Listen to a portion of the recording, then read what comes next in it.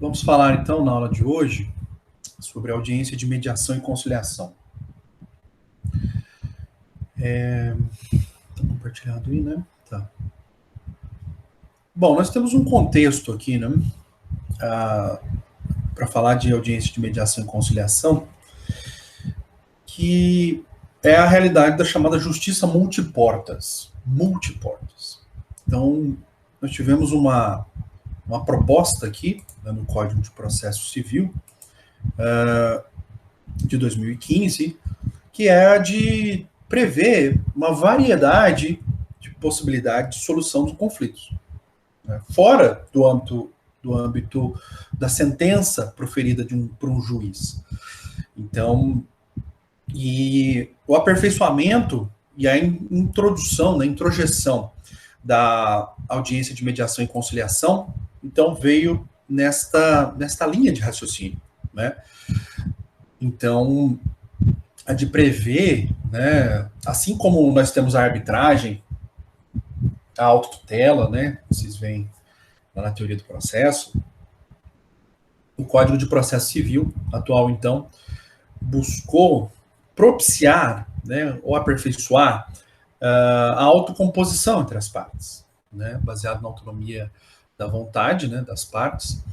Então, quando se fala em justiça multiportas, né, a questão que se coloca é a seguinte, que nós temos as chamadas crises jurídicas, né? O brasileiro, ele é beligerante por natureza, tanto é que nós temos aí 100 milhões de processos, né? Parece que deu uma baixada agora no número de processos. Até vou pegar agora o final de semana para dar uma estudada no Justiça em Números, que saiu anteontem, para a gente analisar, né? Então, porque a solução, a ideia de solução dos casos concretos, nós temos várias formas de fazer isso, várias formas de solucionar os casos concretos. E a sentença judicial é apenas uma delas. Então, a ideia aqui, né, é até bastante interessante, né? Então, porque a pergunta que se faz é a seguinte: qual é a forma mais adequada, né, de solucionar os conflitos? Será que as partes construírem a sua própria decisão, será que isso não seria o mais idôneo, né, do que transferir para um magistrado, né, transferir para um juiz, que é um terceiro, né, a solução daquele caso? Então, houve um aperfeiçoamento, então, de novos modelos de solução de conflitos. Então, e houve, então, a previsão aí de uma nova figura, né, de novos atores processuais. Eu gosto de usar essa expressão, atores processuais. E os protagonistas são as partes e o juiz. E a partir do momento em que se criou a possibilidade de audiência de mediação e conciliação, nós tivemos também, então, a colocação de mais dois atores: o mediador e o conciliador. Então, que tem uma missão bastante... Não é tão simples, não é das mais simples, dependendo do tipo de litígio, claro, que é fazer com que as partes cheguem a um denominador comum, né? Que elas próprias, as partes, construam a sua própria decisão, não é? Então, não é uma missão muito fácil.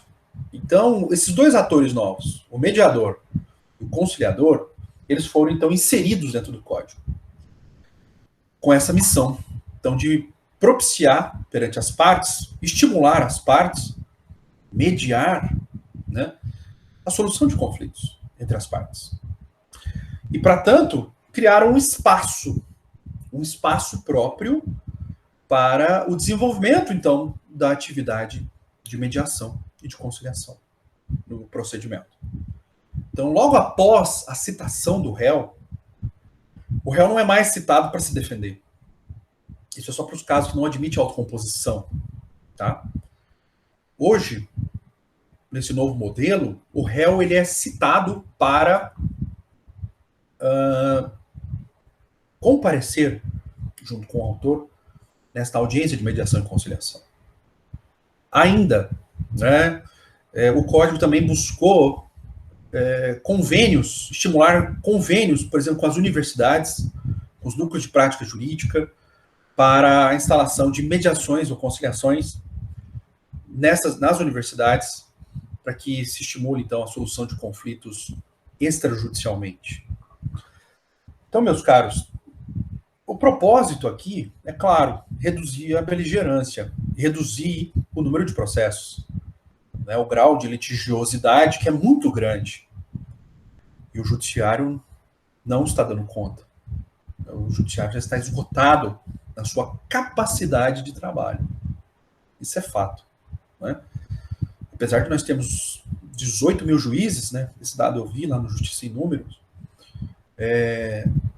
por um manancial aí de 100 milhões, um pouco menos, de processo, para uma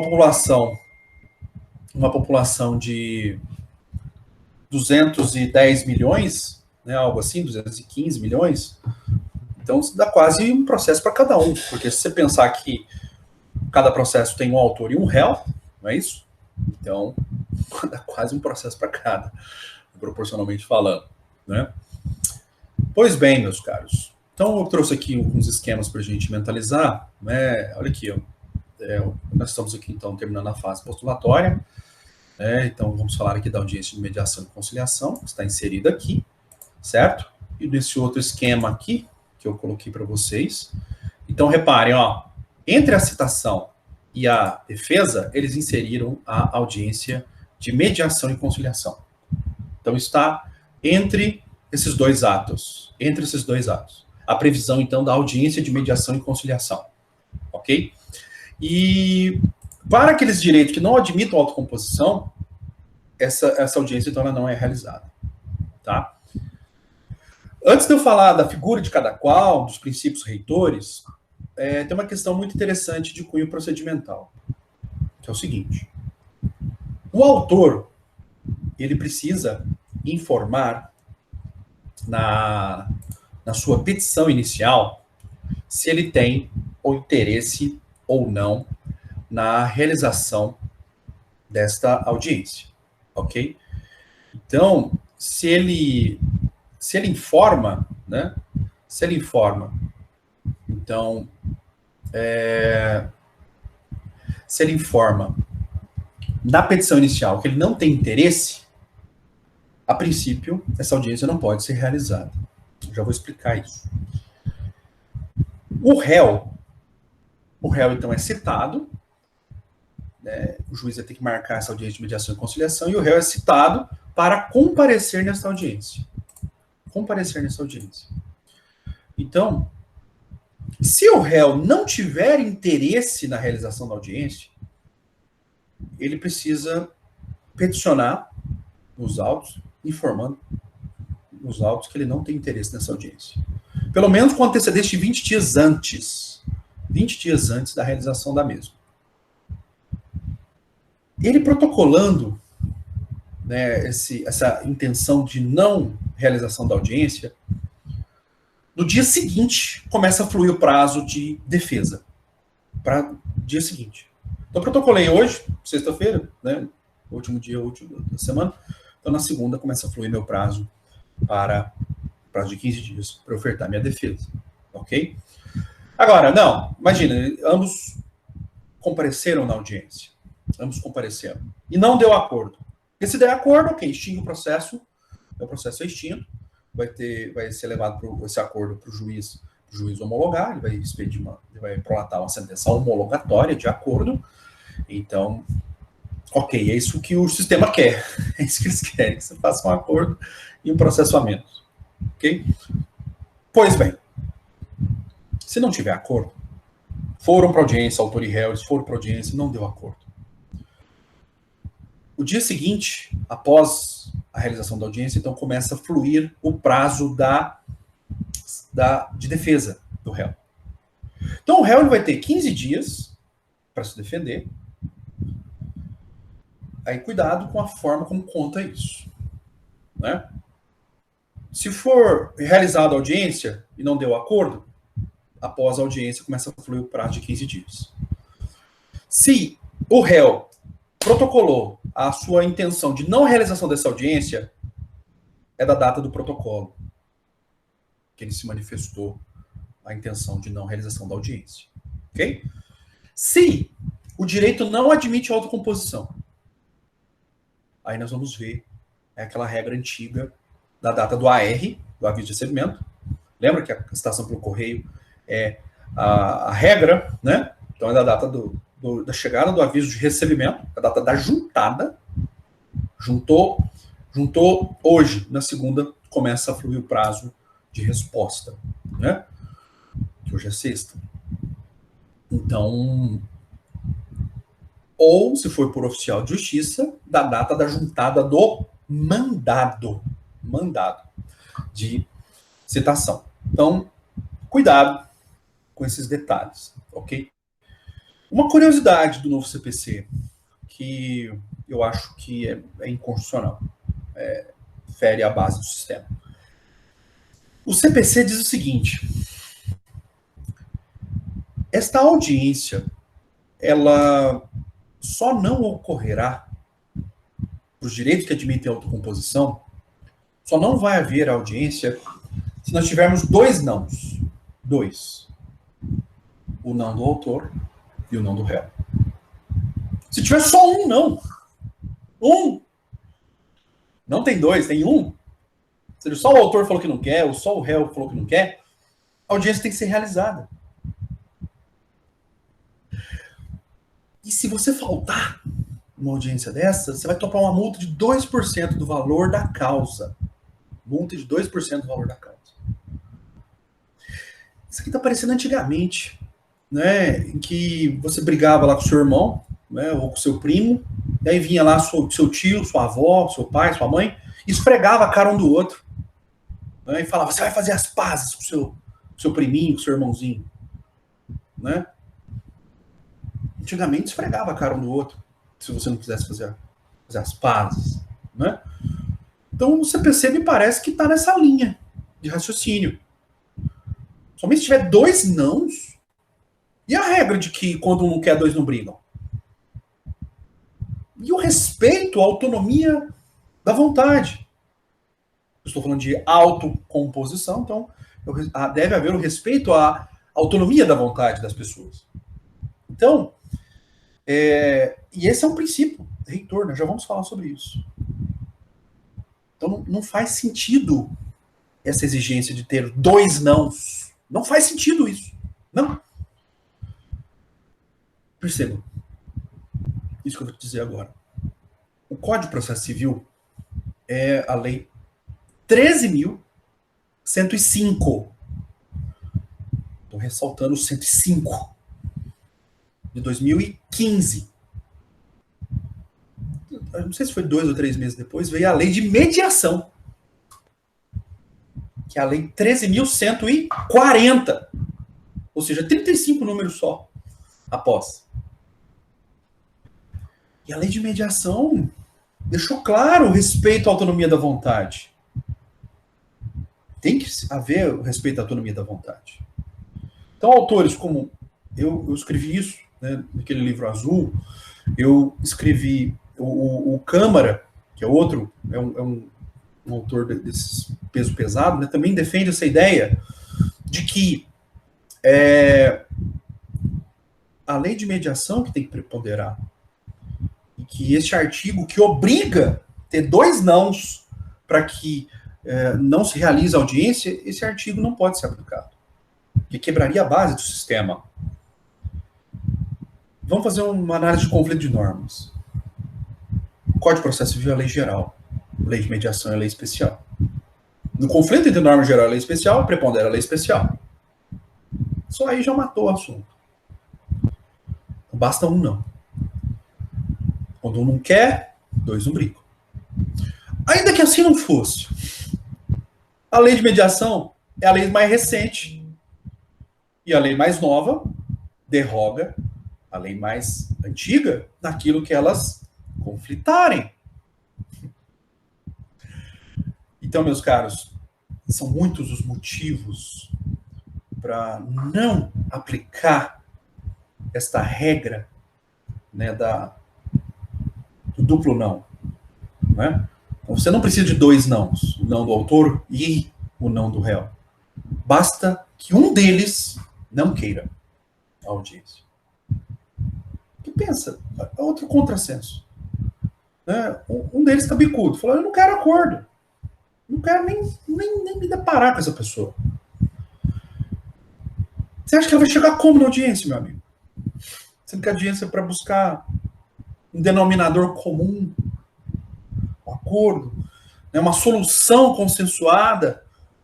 Se eu não quer, vai fazer o quê? Nada. Nada. E ali é uma audiência que vai durar 15, 20 minutos, estourando. Mentaliza isso que eu acabei de falar, a duração da audiência.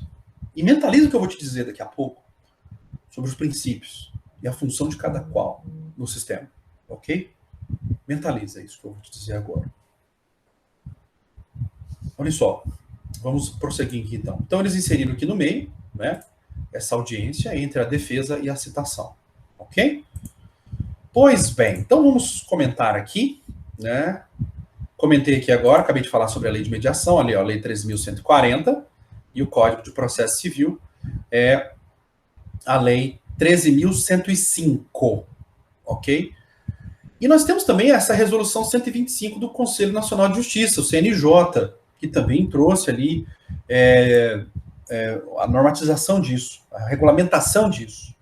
Tá? Então, essa resolução 125 do CNJ também é relevante. Ok? Pois bem, meus caros. Então, vamos tentar aqui uma diferenciação entre mediação e conciliação. Né? Só uma, para a gente descontrair. Repare que no direito, tudo termina em dor. Tudo termina em dor. O Ministério Público, promotor de justiça, ele é o acusador. O juiz, julgador. O advogado, procurador. O delegado, investigador. E agora colocaram mais, né? Mediador e o conciliador. Aí você vai recorrer para o tribunal, e o seu caso vai ser julgado por um desembargador. Curioso isso, não? Então colocaram aqui mais 2 atores para lidar com as nossas dores, né? Então, o mediador e o conciliador. Então, olha só, a função da mediação é uma função mais delicada, né? Vai depender do tipo de litígio, né? Porque, principalmente causas envolvendo família, envolvendo violência, né? As partes, por vezes não raro, sequer mantêm a comunicação entre elas. Então, a figura do mediador é uma figura de busca do restabelecimento da comunicação. Buscar fazer... Aí que tá, ele ser um médium que vá buscar fazer essa ponte de comunicação entre eles. Então, em casos de família, não é raro você ter rancor, você ter situações de ódio, situações belicosas, né, de difícil solução. Então, a figura do mediador, ela é imprescindível neste momento. E também essa ideia de empoderamento é a ideia também de dar voz a quem não tem. Então, e pode ser feito, e aqui o ideal, né, nesse tipo de situação, é que não seja realizada uma audiência de 15 minutos. Se é uma situação delicada como esta, né? Outra coisa que é interessante, a figura do mediador, ela não pode também ser desempenhada por qualquer pessoa, acredito eu, isso aqui por minha conta e risco, né? Acredito que, tendo em vista essas peculiaridades, né, deveria ser exercido por alguém da psicologia, alguém com capacitação, com treinamento aprofundado até sobre como lidar com esses litígios delicados, né? Então, é uma tarefa bastante digna e bastante delicada, né? Eu vou compartilhar aqui o código de processo para que a gente veja como que o CPC tratou aqui a figura do mediador e do conciliador. Olha só. Eu vou compartilhar aqui com vocês.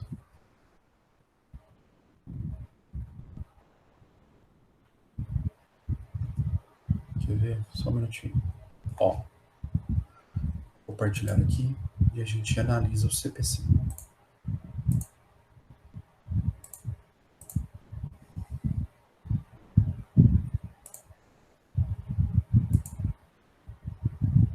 Apareceu, né? Então, ó. Primeiro, veja aqui, ó. Auxiliares da Justiça. São auxiliares da Justiça, além de outros, cujas atribuições sejam determinadas pelas normas de organização judiciária. Aí tem todos os atores, né? São os coadjuvantes, né? E aqui inseriram, então, a figura do mediador e do conciliador judicial, que não existia, certo? Então, isso aqui, além dos demais, né? Perito, né? Depositário, enfim. Ok? Aqui, esta é a seção. Isso aqui que eu queria ver com vocês. Ó, artigo 165. Os tribunais criarão centros judiciários de solução de conflitos, responsáveis pela realização de sessões e audiência de mediação e conciliação e pelo desenvolvimento de programas destinados a auxiliar, orientar e estimular a autocomposição. É o que a gente tem aqui na Justiça Estadual do SEJUSC, né? Parágrafo 1º. A autocomposição e organização dos centros serão definidos pelo respectivo tribunal, observadas as normas do CNJ. Essa resolução que eu contei para vocês aí, o 65, né? E o conciliador, aqui que está o ponto, ó, a figura de cada qual. Conciliador atuará preferencialmente nos casos em que não tiver vínculo anterior entre as partes. As partes não têm vínculo anterior entre elas. E poderá sugerir soluções ao litígio. Ou seja, vai propor um acordo, sendo vedada a utilização de qualquer tipo de constrangimento e intimidação para que as partes se conciliem. Já vou comentar sobre isso nos princípios, certo? Aqui, ó, mediador atuará preferencialmente nos casos em que houver vínculo anterior entre as partes, como os casos de família, né? Como os casos envolvendo marido e mulher, envolvendo filhos, né? Então, enfim, casos de família, e auxiliará os interessados a compreender as questões e os interesses do conflito. Olha que começa a ficar delicado. De modo que possam, pelo, olha aí, ó, restabelecimento da comunicação, identificar por si próprios soluções consensuais que gerem benefícios mútuos. Também já vou comentar sobre isso. Né? Uma das ideias é que busque que um enxergue o outro, que o outro também tem direitos, que você não tem só direitos, você também tem deveres, e que o outro também tem direitos, não só você. Né? E aqui que interessante, olha, reparem, é isso que eu vou comentar agora. Nós vamos entrar nisso. Conciliação e mediação serão informados pelos princípios da independência, imparcialidade, autonomia da vontade. Olha a incoerência do CPC. De obrigar o duplo não, né, que eu estava comentando, sendo que o princípio da autonomia da vontade está aqui dentro dos princípios. Pois bem, não faz muito sentido. Então, por isso que eu disse que basta um não para que a audiência não se realize. Confidencialidade, oralidade, informalidade e decisão informada. Então, nós vamos analisar cada um desses princípios do artigo 166. Certo? Que mais? Vamos analisar, então, porque não vai dar tempo da gente analisar todos esses dispositivos. Ok? Então, vamos lá. Vamos voltar para o meu slide para eu explicar, então, esses princípios todos, um por um.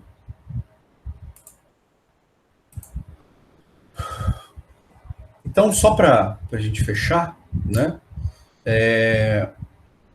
Na mediação, então, as partes devem se enxergar. E o acordo é um deles, um dos caminhos. Então, as partes vão propor ali, pela mediação, qual seria a melhor solução para aquele caso. Né? Já na conciliação, nós temos a sugestão de alternativas né, por parte do conciliador. Ele vai falar, ele vai trazer as diversas alternativas e vai tentar incutir na cabeça das partes que é melhor elas façam um acordo do que transferir para um terceiro, que é o magistrado, né, que pode, às vezes, ter uma decisão que não agrade a ninguém, né? Pois bem, então vamos falar dos princípios. O que nós temos de princípios aqui? Que eu pus aqui para vocês. Ó, independência. Bom, a ideia de independência, então, é diretamente ligada, como você pode perceber, à figura do mediador ou do conciliador. É a ideia de evitar ou de impedir pressões, tanto internas quanto externas. Então, também não é de fácil alcance esse tipo de resguardo, né? Porque dependendo do tipo de personalidade das pessoas que estejam ali envolvidas, nós temos pessoas com personalidade forte e que, às vezes, têm uma tendência intimidatória, né? Então, nós temos, então, essa dupla dimensão, né, da independência, né, no que tange a não incidência de pressões internas e a não incidência de pressões externas. Então, de modo a garantir, então, um ambiente, uma atmosfera para que o mediador, o conciliador, possa agir, né, sem que haja essas interferências. Então, essa é a ideia. A outra ideia é a da imparcialidade, como você pode perceber. Minha bateria está acabando aqui. Assim como os magistrados têm o dever de imparcialidade, né, o mediador e o conciliador também. Então, eles não podem pender para qualquer dos lados, eles não podem ter interesse na causa, então, nem muito menos agir como parte, né? Então, e, obviamente, a ideia de princípio da igualdade, né, que é correlata à ideia de imparcialidade. Então, se for atribuído uma prerrogativa para uma parte, não tem que ser atribuído uma prerrogativa para outra. Então, e nós temos também a figura do não privilégio, que é o privilégio, né, e o pior ainda, a ideia de discriminação. Então, reparem o nível de preparo que se exige do mediador e do conciliador, né? Especialmente do mediador, porque por causa do grau de litigiosidade que, por vezes e não raro, ele vai se deparar, né, como nas causas de família.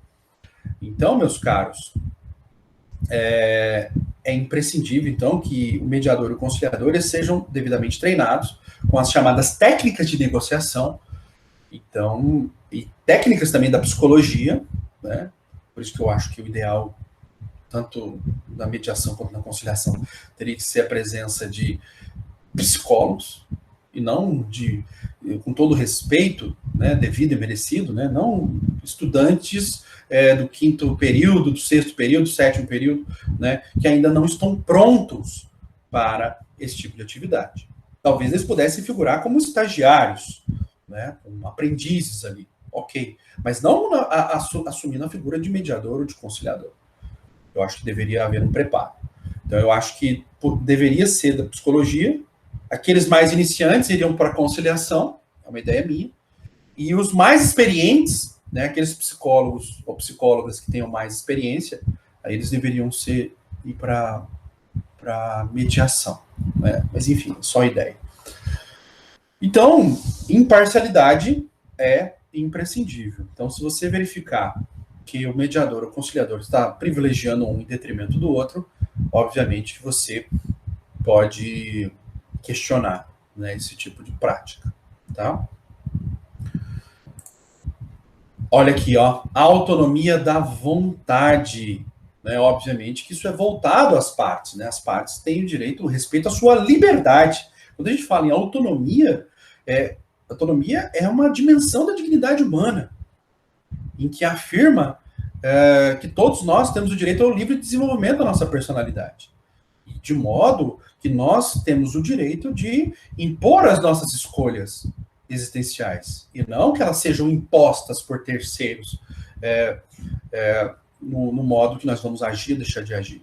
Quem vai suportar os efeitos dessa decisão serão as partes. Então, elas que devem construir, as partes que devem sopesar quais serão os caminhos a serem trilhados na solução daquele conflito. É muito cômodo, né? Querer dar solução para litígios alheios sem sopesar as consequências, né? Então, se nós estamos falando de uma justiça multiportas, de uma justiça que prega a autocomposição, que tem por princípio, né, a chamada solução consensual, solução consensuada, né, em que se afirma que as partes construam o seu próprio provimento, a sua própria destino dos rumos, né, daquele conflito, né? Então, obviamente, nós temos que alçar a autonomia da vontade como princípio reitor, como princípio máximo até, uma viga mestra desse sistema. Então não faz o menor sentido, né, você estar diante de obrigatoriedade, ou pior ainda, de imposição de multa de 2% caso uma das partes não compareça, né? É claro que pelo dever de boa-fé, as partes têm que comunicar o seu não interesse. Até já falei os momentos. O autor na petição inicial, o réu, pelo menos 20 dias antes da realização da audiência, né? E os prazos são em dias úteis. Lembrando, esta audiência ela não tem a presença do juiz. A audiência ela é presidida pelo mediador ou pelo conciliador, tá? Então, esse é um ponto muito interessante. E correlato a isso, por que eu falei disso? Porque nós temos a questão da confidencialidade. A ideia da confidencialidade é a de que as tratativas frustradas, ou seja, as propostas não aceitas, tratativas frustradas, né? Isso não pode ficar registrado. Então, esse é um ponto bastante interessante, porque poderia ser utilizado depois, né, como forma de influir o magistrado. Poderia ser utilizado se tivesse ficado registrado, né? Então, as tratativas que não deram certo, né, que foi infrutífero, então não pode ficar constando no termo. É a ideia da confidencialidade, ok? Então, eu já vi doutrinadores defendendo a ideia de quebra da confidencialidade quando uma proposta de acordo, né, for muito próxima, né, ou próxima do que seria ali, né, o direito discutido, né? Então, eu já vi doutrinadores defendendo que seria uma exceção, né, que poderia se constar no termo para depois ser utilizado. Mas, enfim, eu acho que quebraria a base do sistema. Confidencialidade tem um sentido de tudo que proposta que não foi aceita ou que não deu certo não pode ir para o termo. Então, essa é uma ideia bastante elementar, tá? E outro ponto, né, muito interessante, né, eu até pus aqui, ó, para você mentalizar, porque se não fosse essa regra, né, nós poderíamos ter o uso aí, talvez indevido, né, da parte chamar o mediador ou conciliador para comparecer na audiência e colocar ele como testemunha. Então, isso é totalmente incabível, né? Então, e essa ideia também de confidencialidade, ela é voltada para os mediadores e conciliadores. O dever de sigilo que eles têm. Então, eles não podem ser chamados para testemunhar. Eles não podem comentar de público, né, as questões que são tratadas nas audiências. Sob pena de responsabilização, né, obviamente. Né? Então, essas são algumas ideias interessantes para você mentalizar, meus caros. Vocês mentalizarem. Vocês estão me vendo aí? Você travou? Ok, hein? Agora sim. Porque estava travado? Por pouco tempo. Por um instante só. Foi rapidinho. Então tá bom. Obrigado. Eu Eu vi aqui que sumiu, mas o meu Word travou. Ah, não, agora voltou. Eu ouvi dizer que agora em setembro vão ter uns apagões aí de internet por causa do campo magnético. Vocês ouviram falar disso? Achei interessante essa ideia. E assustadora também, né? Que para nós aqui é complicado, né? Nós estamos nessa obrigatoriedade, né, das circunstâncias, né, de não ter aula presencial. Então, se a internet for derrubada, né, por causa do campo magnético da Terra, é isso. Então, ainda mais aqui no Brasil. O Brasil é a área mais afetada. O campo magnético está fraco e vai afetar os celulares e os Wi-Fi. Então, vamos aguardar, né? Vocês verem, se vocês derem aquela sumidinha básica, o professor de vocês também, né, em setembro, você já fica de olho aí que pode ser isso. Né? Eu li essa notícia e falei, gente de Deus, né? Dados da NASA até me falaram. Eu saí na Folha, no Vol, sei lá, uma coisa assim. Vamos aguardar, né? Tomara que não. Tomara que não. Mas diz que se for a cabo, a internet a cabo, aí parece que não vai sofrer tanto os efeitos. Mas a Wi-Fi, que é magnético, né? E os celulares, parece que nós vamos ter esse tipo de problema. Vamos ver. Oremos. Continuando aqui, então. Compartilhou, né? Oralidade. Bom, a ideia de oralidade é a ideia de... por que a oralidade? Porque a oralidade confere dinamismo, né? Então, e o próximo princípio que nós vamos ver é o princípio também da informalidade. Então, o ambiente informal, ele só é conquistado pela oralidade. Das partes exporem ali o problema, ou que está incomodando, ou o que está pegando, né? Então, elas falarem com suas próprias palavras. Que a partir do momento que você exige que aquilo seja por escrito, você já está tornando aquilo muito formal. E percebam, meus caros, o ambiente formal, quanto mais formal, mais opressivo é.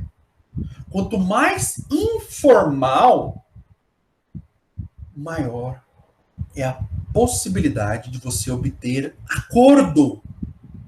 O ambiente informal, que é viabilizado pela oralidade, ele te propicia um acordo. Ou pelo menos, ele cria uma atmosfera mais favorável ao acordo. E também a dinâmica, né? De você falar ali na hora, né?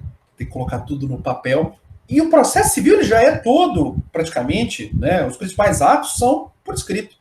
Nós estamos quebrando essa regra da escrita. Que a petição inicial é por escrito. Defesa é por escrito. Recurso, tudo por escrito. Só nas audiências que nós temos a oralidade. Então, fora, não é audiência, é tudo por escrito. Ou seja, é um ambiente formal. Nós vimos ali os requisitos da petição inicial. E que o juiz faz a admissibilidade disso. Então, o que eles pretenderam aqui, então, foi justamente conferir agilidade, conferir dinamismo, né? Facilitar a comunicação. Porque falar todo mundo fala. Agora, escrever bem ou colocar no papel, não é todo mundo que consegue. Não é isso?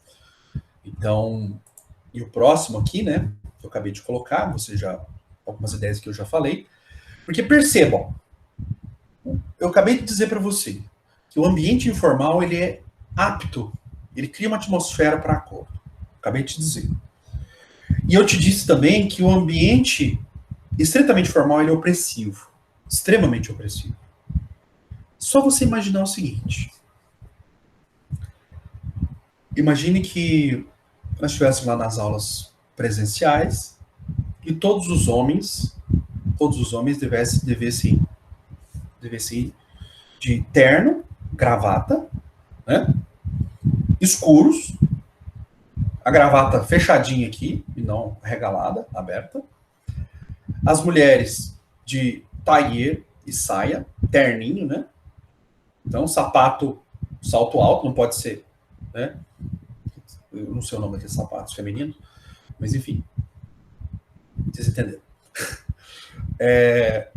Percebam, e quem não estivesse vestido a contento não entraria na sala, tomaria falta e ainda perderia ponto. Ambiente formal. É o que a gente vê nas audiências. É o que a gente está vendo aí com as gravações de audiências, né? Os absurdos estão aí nas escâncaras, né? Tu já viu um desembargador sem camisa? Tu já viu um procurador soltando flatulência? Enfim, é cada uma, né? Então, esse ambiente, usando o linguajar do Supremo, né? Esse ambiente extremamente litúrgico, ele é opressivo. Extremamente opressivo. Ele é intimidador. Aristocrático. E a partir do momento que você cria uma atmosfera informal, você ganha em leveza. Você ganha em dinamismo. Né? Então, se eu estou buscando que as pessoas tenham a sua autonomia da vontade respeitada, então pelo menos eu tenho que deixá-las à vontade. Essa é uma questão muito interessante, não é? Então, e essa é uma ideia. Oralidade e informalidade andam juntos. Peças escritas e formalidade são ambientes opressivos. Tanto é que vocês vão estudar em recursos semestre que vem, vocês vão ver que se você não observar ali os requisitos estritamente formais dos recursos, o recurso é inadmitido. É estritamente formal, estritamente opressivo. Né? Então, esta é uma ideia bastante interessante, né? Que você precisa mentalizar. Tem uma outra aqui, que é esse 6.2 que eu pus aqui, também que é muito bacana. Confere a possibilidade, né, caso seja necessário, do mediador, por exemplo, ser pessoa de recados. Porque, às vezes, a presença da pessoa é intimidatória. Às vezes, num olhar, você já vê que há uma relação de intimidação. Então, por vezes, né, será necessário que as partes fiquem em ambientes separados. E que o mediador, ele tenha, né, que ficar ali, escuta um, depois vai lá e escuta o outro, né, e tenta fazer essas pontes. Porque lembra, uma das funções do mediador é restabelecimento de comunicação. E dependendo do grau de litígio que a gente tiver, ainda mais envolvendo violência, né, você vai estar diante de uma relação de intimidação se eles ficarem frente a frente. Então, essa ideia também de informalidade também propicia, aí depende também da estrutura, né, do judiciário, da estrutura do local, né, que vai dar essas condições de cada qual ficar na sua sala. Né.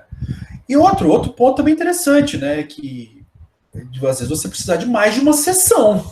Então, é uma questão muito interessante. Nesses casos, eu tenho um caso aqui, lá de Araxá, que os dois irmãos que eles não podem se ver. Nós temos que ficar em pé ali para separar eles. Ainda bem que eu sou grande ali, eu fico mais ou menos de prontidão, né, para eles não se pegarem. Né? Então, o tamanho é o grau de belicosidade, eles não podem nem se ver. Então, é uma questão para você meditar, né, meus caros? Entenderam isso? Olha o desafio, né? Olha o desafio. Então, é o mediador, né, com superpoderes, né? Então, como é que a gente vai, né? Espera aí que eu não acabei. Ainda tem mais questões interessantes aqui para serem faladas. Ó, outro princípio. Decisão informada. Essa é bastante interessante, né? Que também pressupõe, então, que o mediador e o conciliador tenham estudado o processo, porque ele tem que passar ali para as partes, né, as possíveis consequências, os direitos, deveres, né, contextos fáticos, e também sem prejulgar.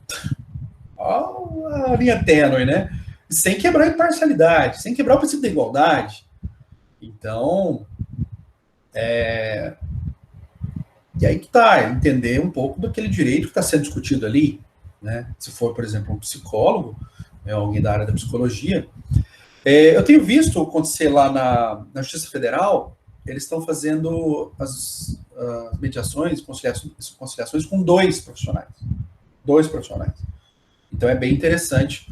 E se você puder ter alguém da psicologia e alguém do direito, então dois profissionais conduzindo, é interessante. Porque essa questão da decisão informada, talvez se for alguém que não seja da área do direito, talvez não vai conseguir desempenhar isso da melhor forma, né? Então, é uma ideia bastante interessante. Eu tenho ouvido falar muito bem das mediações e conciliações que estão sendo feitas aqui na Justiça Federal de Uberaba, especialmente a capitaneada pelo Dr. Osmani, né, que é um entusiasta da mediação e da conciliação. É bem interessante os projetos desenvolvidos ali, tá? Pois bem, olha aqui que eu acho que é psicólogo, tem que ser. Porque fala, olha, normalização do conflito, que é uma base sociológica, né, que está prevista lá na resolução 125. Eu falei 165, não, errei. 125, 125. Então, essa ideia de apaziguamento dos ânimos, ou seja, esses profissionais, eles não podem jogar lenha na fogueira, não podem jogar gasolina, eles têm que apaziguar os ânimos, buscar acalmar as pessoas. Então, se você for fazer uma triagem séria, não é qualquer pessoa, qualquer personalidade que pode figurar ali como mediador ou como conciliador, né? Então, essa ideia de normalização, né, a ideia de apaziguamento, né, de acalmar os ânimos, não é qualquer pessoa que tenha esta habilidade. Não é. Então, é uma questão delicada, né? E a outra, olha que interessante isso daqui, ó, o empoderamento. Olha o sentido que está sendo dado aqui de empoderamento, né? De escopo pedagógico, ou seja, de você incutir na cabeça das pessoas que estão ali litigando, né? Para que elas ensiná-las a solucionar litígios futuros. Para dizer o seguinte, olha, não bata na porta do judiciário. Próximos litígios que vocês tiverem, provavelmente vocês terão. Solucionem sozinhos. Meus caros, quem já fez terapia sabe que, dependendo do problema, você leva muitas sessões. E sessões de 1 hora, 50 minutos, né? Então, para desatar o nó, né? E tem alguns nós que são górdios, né? Aqueles nós de marinheiro, né? Nó górdio. Então, e olha só que coisa estranhíssima. Para mim, isso aqui é bastante estranho, né? Ensinar as partes a resolver os litígios futuros quando eles surgirem. Como? Como? Né? Uma audiência de 15 minutos? Eu já fui em audiência que durou 5. Ai. Olha aqui, essa outra frase. Nem todos os litígios podem desaguar no judiciário. Né? Mas é uma questão cultural do brasileiro. Né? E o brasileiro teve muitas demandas reprimidas por causa da ditadura militar. Então, e aí veio uma Constituição de 1988 que veio ali abrir um leque gigantesco de direitos. Ainda colocou uma cláusula de inafastabilidade do controle jurisdicional, que a lei não poderá excluir da apreciação do Poder Judiciário lesão, ameaça de direito. O inciso 35 do artigo 5º da Constituição. E ali, como diz o ministro Barroso, a Constituição Federal, ela trata de tudo, só não traz o seu amor de volta em 3 dias. Não é? Então, tudo quanto é tipo de direitos você encontra ali na Constituição. E você tinha uma demanda reprimida, né? E ainda você tem uma realidade de negação de direitos até hoje, né? Litígios de massa, como as questões consumeristas, em que as empresas são treinadas, né, e agem de propósito para nos prejudicar, nos sacanear, né? Tanto que desenvolveram a teoria do desvio produtivo, né, que é o tempo que você leva para a solução perante o fornecedor, né? Então, que é algo deliberado, né? Eles tomarem o seu tempo. Então, isso até gera dano moral. Teoria, depois pesquisa aí, teoria do desvio produtivo. É muito interessante. O STJ já tem precedentes falando da responsabilização dos fornecedores por isso. Então, nós estamos numa numa atmosfera, né? Aproveitando aquela questão do campo magnético, né? Então, que tem essa irradiação, né? Ela transpassa, né, essa energia. Então, e vir uma lei e querer mudar isso, né, é bem complicado. Não é uma tarefa muito simples, na minha visão, claro. Não sou dono da razão. E olha o tamanho da missão, né? Nós estamos no 9 ainda, não acabei. Validação. Essa é uma outra questão interessante, né? Essa ideia da validação, ele esqueceu que nós temos muitas pessoas que são orgulhosas e que é mais fácil quebrar o braço do que dar o braço a torcer. Não é verdade? Quem não conhece algumas pessoas assim? Então, a ideia de validação, olha só, estimular as partes a elas se perceberem. Perceber que o outro também é sujeito de direitos, não é só eu, né? Então, considerar o outro, que eu coloquei aqui, como igual. Num ambiente machista, num ambiente extremamente preconceituoso que a gente vive, né? Até hoje, infelizmente, lamentavelmente, né? Isso aqui é um desafio, né? Pessoas extremamente orgulhosas, né, que não vão admitir nunca que estão erradas, essa ideia de validação é bem difícil, né? Então, percebam, eu não quero saber ser pessimista demais, né? Porque o pessimista é chato, o otimista é bobo. Então, eu quero ser um realista esperançoso. Realista esperançoso, como diz o Ariano Suassuna. É o Ariano Suassuna que fala isso. O otimista é bobo, o pessimista é chato.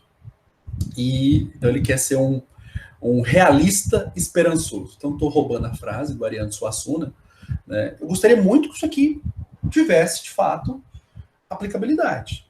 Gostaria muito que todos esses princípios fossem, de fato, seguidos, que a engrenagem funcionasse muito bem. Mas o que eu vejo, meus caros, é que isso aqui é um projeto. É um projeto. E pode ser, num caso ou outro, que isso aqui, de fato, tenha sucesso. Todos esses princípios aqui sejam seguidos, né? E a gente consiga ter algum êxito, né? Mas não é uma tarefa muito fácil, não. Então, né, olha o tanto de assunto que nós falamos aqui, né? Então, olha aqui esse ponto, olha que curioso. Vai falar isso para um taurino, aceitar ideias contrárias, né? Mediação e conciliação tem por propósito... Eu tô brincando, tá com o negócio do signo, viu? Eu sou taurino, eu falo, conhecimento de causa.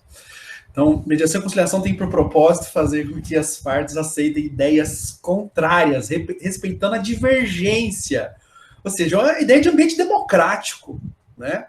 E que você, ninguém é dono da razão. Que curioso, né? Então, fiz a brincadeira aí, porque eu disse que o taurino, ele, como diz ele, teimoso, né? Teimoso é quem tem com ele, né? Então, não aceita muito ideias contrárias. Mas é um estigma, né? Estigmas.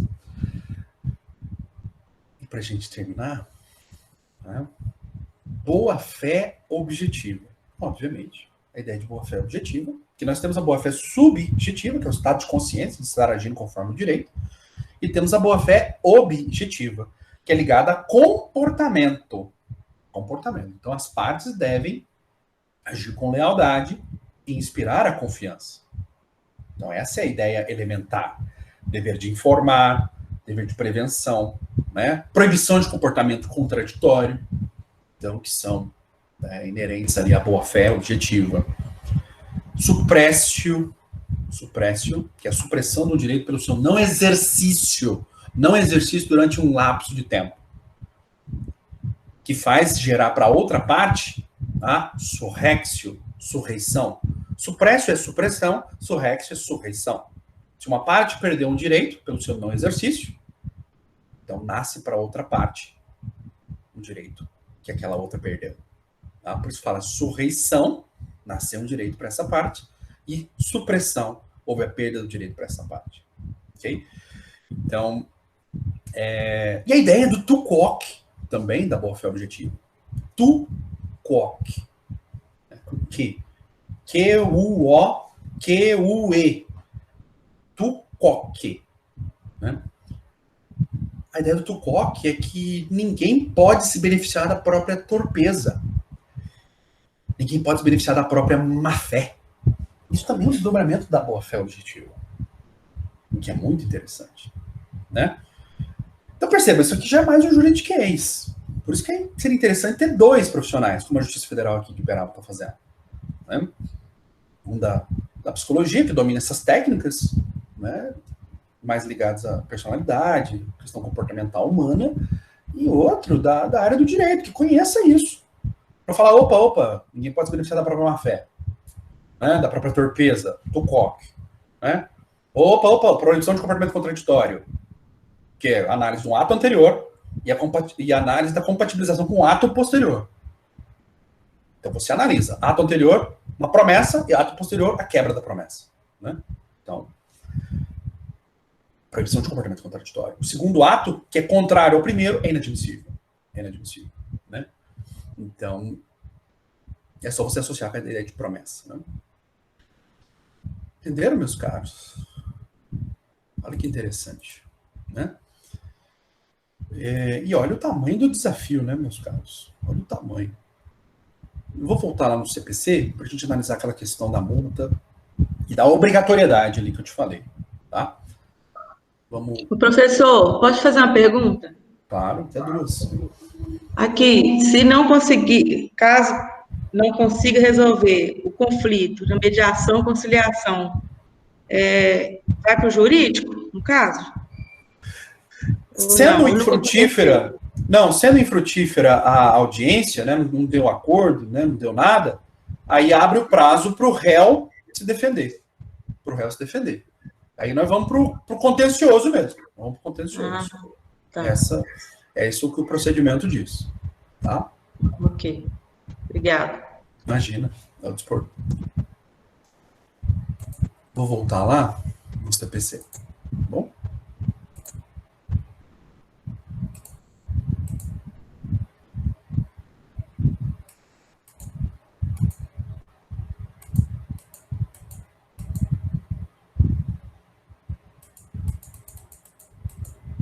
Muito, né? Mediador, conciliador. Só quero aqui, ó. Audiência de conciliação e mediação. É aqui que eu queria. Se a petição inicial, estão vendo aí, né? Petição inicial preencher os requisitos essenciais e não for o caso de procedência liminar do pedido, o juiz designará a audiência de mediação e conciliação, com antecedência mínima de 30 dias, devendo ser citado o réu com pelo menos 20 dias de antecedência. O conciliador ou mediador, onde houver, atuará necessariamente na audiência de mediação e conciliação, observado o disposto nesse código, disposições na lei de organização judiciária. Ok. Olha que interessante. Poderá haver mais de uma sessão destinada à mediação e conciliação, não podendo exceder a 2 meses da data da sua realização. Então perde, né, aquelas informações, você perde o clímax, né, você perde uma série de informações. Então, é bem interessante essa regra, né, não poder exceder a 2 meses da primeira sessão, né? Então, desde que necessária a composição das partes. A intimação do autor para a realização dessa audiência será feita na pessoa do seu advogado. Ok, advogado constituído. E aqui que está o ponto, parágrafo 4º.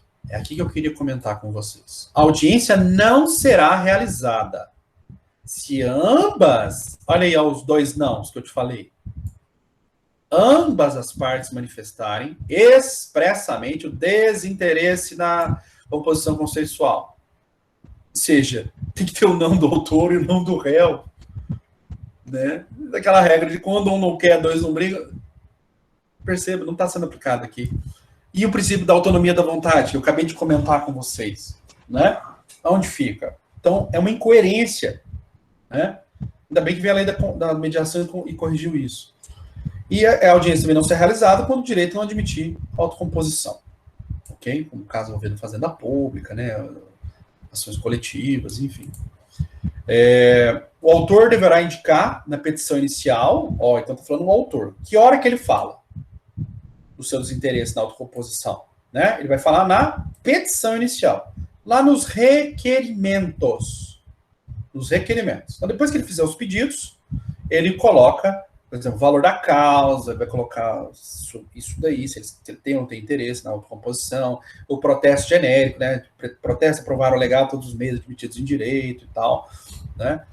E o réu, olha que interessante, deverá fazê-lo por petição com antecedência de 10 dias. Eu falei errado, falei 20, né? Eu confundi com isso aqui, os 20 dias aqui, de cima. Desculpa. 10 dias de antecedência contados da data da audiência. Então, você pega a data da audiência e conta de trás para frente, ok? E havendo litisconsórcio, o desinteresse na realização da audiência deve ser manifestado por todos os litisconsortes. Manteve a mesma incoerência do parágrafo 4º aqui, inciso 1º, né? A mesma incoerência. Parágrafo 7º. A audiência, mediação e conciliação e mediação pode realizar por meio eletrônico. Como agora, né? Como nós estamos aqui, então, tá essa abertura, então, para ser feita pelos meios eletrônicos, como a gente está fazendo aqui, né? Então, tem essa abertura. O não comparecimento, aqui está a multa, O não comparecimento injustificado do autor ou do réu, audiência de mediação e conciliação, é considerado ato atentatório à dignidade da justiça e será sancionado com multa de até 2% da vantagem econômica pretendida ou o valor da causa. Meus queridos, eu já vi a audiência sendo mandada realizar, o valor da causa era altíssimo.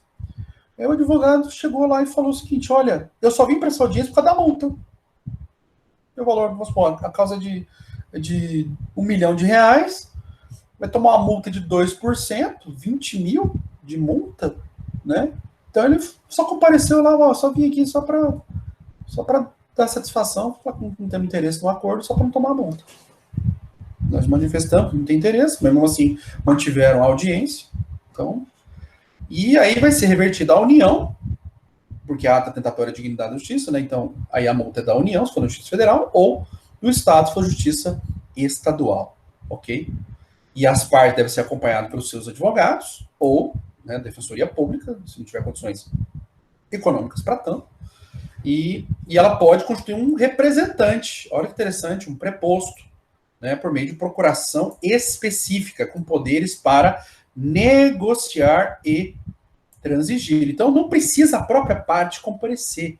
Ela pode constituir um preposto ou representante, né? Mas tem que ter uma procuração com poderes, então, próprios, né, para transigir e para negociar, ok?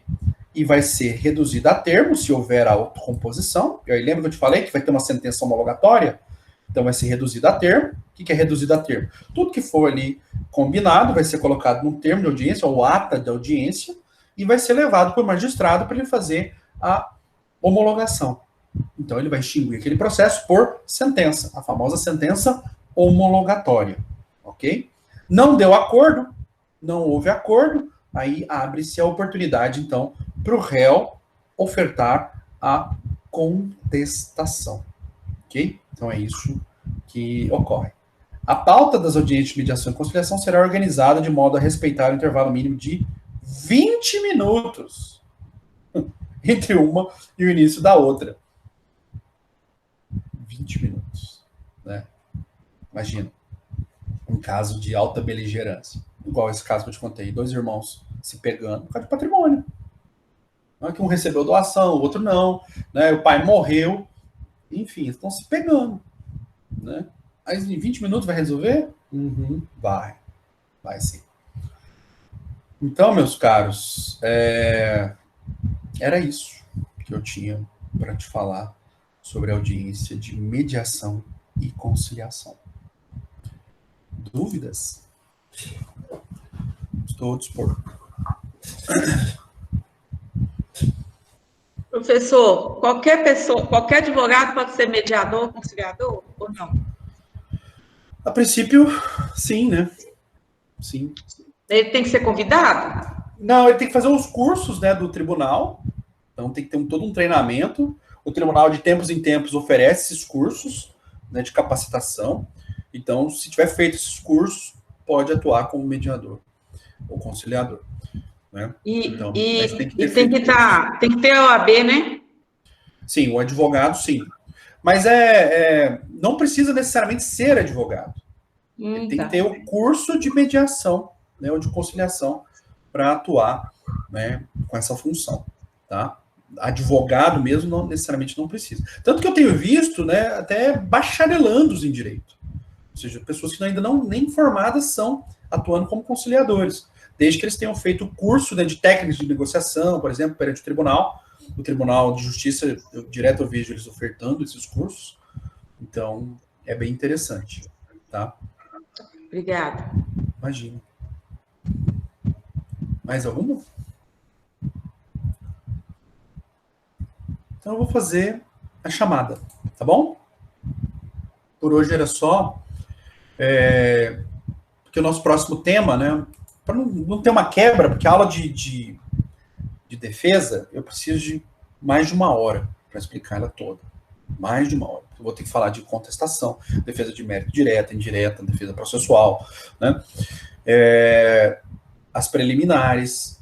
Então, vou falar de reconvenção, vou falar de impugnação ao valor da causa, impugnação de justiça gratuita, então, exceção de competência, os capítulos, né, da defesa, enfim, eu vou precisar de uma aula inteira para falar disso.